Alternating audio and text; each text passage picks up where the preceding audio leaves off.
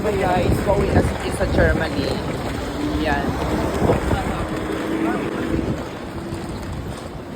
So dito kami ngayon sa Katiklan or sa Cagban Port. Ngayon, kukuha na kami ng ticket. Dito kami dadaan sa may sa residence or workers line. Kasi doon yung doon na area ang mga tourists. So may binabayaran silang environmental fee. Kami magbabayad ng boat sa halagang 50 pesos. Yes. So dala mo yung ID mo. Yes. Anong ID mo? Residence or workers? Worker. So ito si Jess. May sarili siyang property dito. So ipakita niya na yung ID niya. Kailangan kasi Meron para naman wala akong kang- ID. Kailangan fee, wala ka bayad sa terminal fee pag workers ka or resident ka dito sa isla ng Boracay. Okay. Yan ang form Ito yung niya. form, lagyan ng pangalan at saka address kung saan ka nakatira sa Boracay. Okay. Yung yung sa akin, residence ID. So ipapakita ko lang siya dito. Wala na. Then may bibigay silang stub. Yan. Tatlo? 4 kami ga. Yes, dito yung mga table. Diyan kayo magsusulat ng mga name nyo. And then maglalagay ng name. Tapos after na fill a form ang mga pangalan, Michael, doon ibibigay para ibigay yung number ng mga upuan. Sakay na agad ng bangko. at dito kukuha ng seat number. Pag mayroon ka ng ticket, dito kukuha ng seat number para sa iyong sakyan na bangka. Patawid ng Sige. Katiklan. Tulad nun, nakuha na. Yan, 4 kami.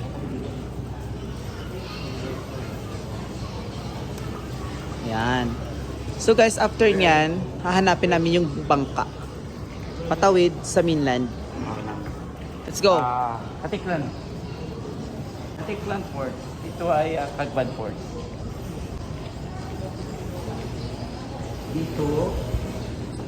Dito dumadaan ang lahat ng palabas ng isla. Dito sa Cagban Port. Going to Katiklan Port. So ito yung yung place ng Cagban Port. Maganda yung panahon, mainit. At saka wow. So mga gusto pumunta sa isla ng Boracay, at least meron na silang idea, no? Yung iba naman, papasok sa isla ng Boracay.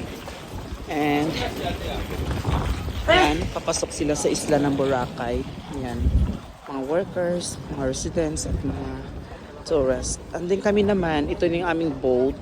Palabas kami ng Boracay. Yes. Ang tangkad niya. Kung taas. Taga saan kaya ito? Doon yung mainland. Yes, daungan ng mga barko.